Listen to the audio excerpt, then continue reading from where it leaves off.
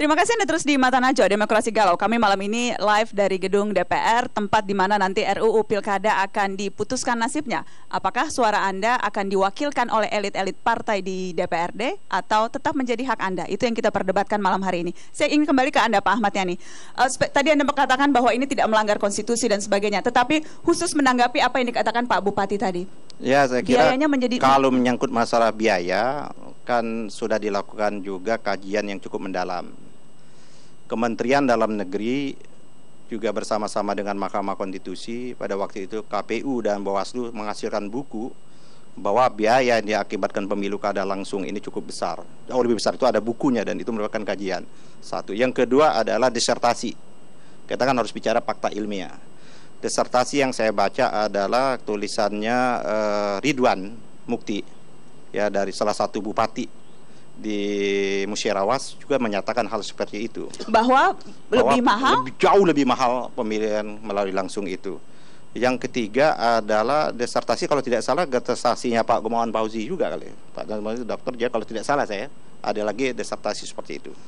Nah, kalau seperti itu sebuah sudah kajian ya berdasarkan fakta-fakta. Tapi pengalaman Pak Bupati yang... Kan ini kan pengalaman 1 orang 2 orang. Boleh didekatkan mic-nya Pak? Itu kan pengalaman 1-2 orang. Kalau hasil disertasi itu kan kajian ya yang mensampaikan dari sebuah. Kalau dia Anda tidak meragukan pengalaman Pak Bupati? Tidak meragukan. Itu pengalaman empirik yang dia lakukan ya. Mungkin dia tidak bisa digeneralisir dilakukan oleh semua orang. Di daerah saya seorang mau jadi bupati itu dia mengeluarkan uang lebih dari 50 miliar, ya kan? Lebih 50. Saya ini termasuk salah satu tim suksesnya pada waktu itu. 50 miliar lebih itu. Itu kabupatennya agak relatif besar ya. Kabupaten yang agak relatif lebih kecil lebih dari 50 miliar juga. Tapi saya ingin tidak hal yang seperti itu. Nah, tapi saya perlu juga koreksi sedikit atau memberikan konfirmasi dengan Pak Bupati bahwa yang tadi masalah dia pernah dicalonkan ini kan menyangkut masalah citra partai saya juga, seolah P3 meminta uang pada waktu itu. Tapi alhamdulillah saya mendengar itu melalui perantara, melalui percaloan. Ini kan percaloan ini bahaya kan, tidak langsung kepada pengurus P3 ya Pak ya. Perantara. Nah, perantara ini memang calok di mana-mana Pak. Jangankan di partai, di stasiun bis saja banyak calok, hati-hati kita. Jadi Anda mau katakan bahwa sesungguhnya praktek meminta uang anggota DPRD itu tidak ada, atau Anda menutup mata atas fakta itu? Mungkin itu ada. Itulah yang akan bisa kita minimalisir. Saya ingin kembali lagi, yang pertama adalah di konstitusi kita. Nah, untuk rezim pemilihan ini kan ada 2 sesungguhnya diatur. Kalau Pilpres memang diatur secara jelas ya kan. Pilpres itu diatur jelas oleh Undang-Undang Dasar kita di pasal 6A itu. Menyebutkan pemilihan presiden secara langsung. Rezim pemerintahan daerah ini sesungguhnya kalau kita membicarakan ini rezimnya, ada rezimnya termasuk rezim pasal 18. Itu masuk di dalam Undang-Undang Dasar, ada rezimnya sistem pemerintahan daerah. Di sana ada tata cara pemilihan disebutkan di pasal itu. Pemilihan kepala daerah itu baik bupati, gubernur, bupati dan wali kota dipilih secara demokratis. Tidak ada kata yang disebut dengan yang namanya adalah langsung. Kalau kita lihat apa maksud demokratis pada kata disebut, harus kita buka original contents-nya atau original intent-nya dalam perubahan-perubahan Undang Dasar pada waktu itu. Memang terjadi perdebatan pada waktu Pandings Father kita jilid kedua merumuskan kata demokratis itu. Memang disebutkan kenapa dipilih kata demokratis itu, ini juga untuk mencirikan keanekaragaman. Bisa dia dipilih langsung, bisa juga dia tidak dipilih langsung. Pertanyaan saya, apakah berani kita mengatakan pemilihan presiden, pemilihan kepala daerah yaitu sultan itu kan tidak dipilih, ditunjuk dia ditunjuk langsung, dia angkat langsung, tidak melalui proses pemilihan. Apa berani kita mengatakan itu tidak demokratis? Ya kan, itu demokrasi, itu merupakan suasana kebatinan masyarakat yang ada di Jogja. Kita balik lagi, wali kota Jakarta Utara, wali kota Jakarta Timur, wali kota Jakarta Selatan, wali kota Jakarta, tidak pernah itu dipilih. Ya kan, saya ambil, nggak ada rakyat Jakarta Timur, saya ini rakyat Jakarta Timur. Nggak ada satu rakyat Jakarta cuma protes, ya kan? Tetap aja dia ditunjuk itu, ya kan? Kalau urusan seperti, oleh karena itu menurut saya sesungguhnya tema kita ini adalah tema bukan demokrasi itu langsung atau tidak langsung. Kalau memilih tidak langsung, tidak demokratis, tidak langsung, menurut saya bukan di situ isunya. Oke, saya ingin lempar ke Pak Bupati, tanggapan Anda soal itu. Ya, jadi bisa berargumentasi mengenai definisi operasional dari demokrasi. Tetapi ketika sudah menyerahkan kepada rakyat kedaulatannya, kenapa harus kita setback lagi? Kenapa kita harus mundurkan? Kemudian kaitan dengan masalah uang tadi, saya melihat bukan dari sisi uangnya, tetapi kesiapan partai politik karena tidak mampu melaksanakan fungsinya dengan baik, maka dia tidak bisa menciptakan kader, merekrut kader dengan baik.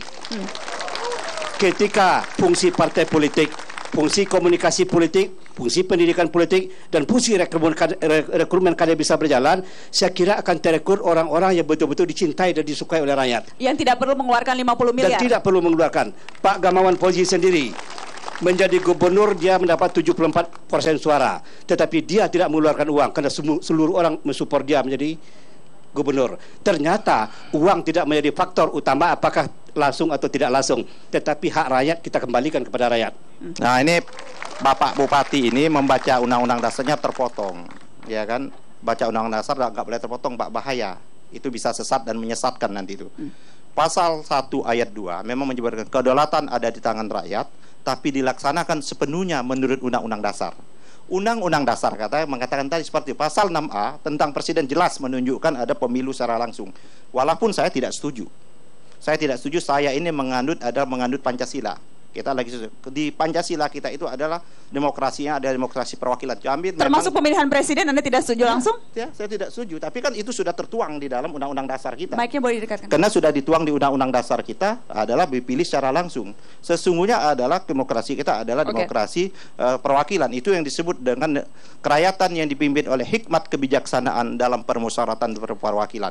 Tapi karena sudah ada di undang-undang dasar kita, ya apa mau buat, kita sebagai warga negara harus tunduk dan patuh. Tapi khusus untuk kepala daerah tidak disebutkan langsung demokratis. Itulah saya kemukakan. Kenapa kita tidak mempersoalkan? Ya kan MK juga tidak mempersoalkan. Tak kala kita pemilihan umum kemarin itu yang namanya di Papua. Di Papua itu ada yang tidak pemilihan langsung, itu sistem noken itu. Kan kita juga tidak mempersoalkan. Jadi isunya menurut saya, isunya adalah bukan kalau kita kembali kepada pemilihan kepala daerah adalah tidak demokratis dan adalah kembali kepada jam secara salah. Tapi ada kekeliruan yang paling mendasar sekali menurut saya. Kalau pemilihan kada langsung, sebut aja pemilihan kepala daerah langsung. Tapi tak kalah mencantumkan pemilu kada, ya pemilihan umum kepala daerah, menurut saya itu kesalahan juga terhadap konstitusi, pelanggaran terhadap konstitusi. Karena konstitusi kita jelas. Kita kemudian dibikin juga oleh para politisi-politisi yang ketika itu duduk di MPR, teman-teman Anda juga, Pak Ahmad Yani. Pak Ahmad Yani, saya ingin kita membahas soal bagaimana besarnya respon publik atas argumentasi yang kemudian dimiliki oleh kedua belah pihak. Ada satu survei, kita akan tunjukkan surveinya. Survei yang dilakukan oleh LSI yang menanyakan apakah mereka setuju kembali ke DPRD atau setuju langsung. 80,21% mengatakan setuju pemilu kada langsung, dan hanya sekitar 10% yang setuju pemilu kada kembali ke DPRD. Kalau Anda mewakili rakyat, saya dan kemudian ingin tanya dulu juga, ini LSI yang mana, ya kan, yang melakukan survei ini? LSI itu ada dua, ya kan? LSI yang Anda pertama, meragukan kredibilitas pembuat survei. Dia juga mengatakan dulu pada waktu sebelum pemilu itu, mereka mengatakan mati semua partai-partai Islam ini, ya kan? P3 itu tidak lolos parliamentary threshold. Jadi Anda tidak percaya terus rakyat, yang namanya juga baik, Pak Ahmad Yani, Anda tidak percaya rakyat setuju? Bukan rakyat. Survei yang menyatakan 80% itu saya tahu itu jadi ini hanya karang-karangan saja menurut Anda? Lembaga survei yang menyatakan ini juga yang menyatakan salah satu kandidat pada waktu ini surveinya menaik terus. Ini yang melakukan ini kandidat ini menyatakan. Selain survei ada juga petisi online. Yang sampai puluhan ribu, 50.000 petisi online meminta agar pemilu kada langsung. Ya, 50.000, rakyat Indonesia kan 200 juta. Jadi lagi-lagi bukan ukuran. Ya, bukan ukuran. Demo-demo, suara-suara warga dan sebagainya. Kalau demo, kita agak susah mengklasifikasikan demo sekarang ini apa original demo atau tidak, seperti itu. Ya kan? Bisa cek aja demo itu apa betul original atau tidak. Atau tanyakan yang mau mereka demo. Demo itu mereka paham atau tidak apa yang mereka lakukan demo. Ya kami nggak paham, kami diajak demo, kami dikasih uang. Jadi Anda tidak percaya dengan suara-suara yang menolak? Anda ini mendengarkan suara siapa jadi Pak Ahmad Yani? Saya percaya ada yang menolak. Ya saya percaya ada yang menolak, ada yang menerima. Tapi yang tidak boleh klaim itu kalau yang mengatakan pemilihan kepala daerah itu masuk perwakilan adalah anti demokrasi, itu yang saya tentang. Ya tapi kalau yang menyatakan pemilihan langsung itu seolah-olah itu dia yang paling langsung, yang paling luar biasa. Kalau pemilihan kepala daerah melalui yang namanya DPR membangun dinasti, kita lihatlah, nggak usah jauh-jauh nih ya di Banten ini, itu pemilihan kepala daerahnya langsung, itu dinasti semua itu yang lahir itu. Oke, kita akan kembali setelah pariwara. Tetaplah di Mata Najwa. Demokrasi Galau akan kembali dengan dua narasumber lain setelah pariwara berikut. Tetaplah bersama kami.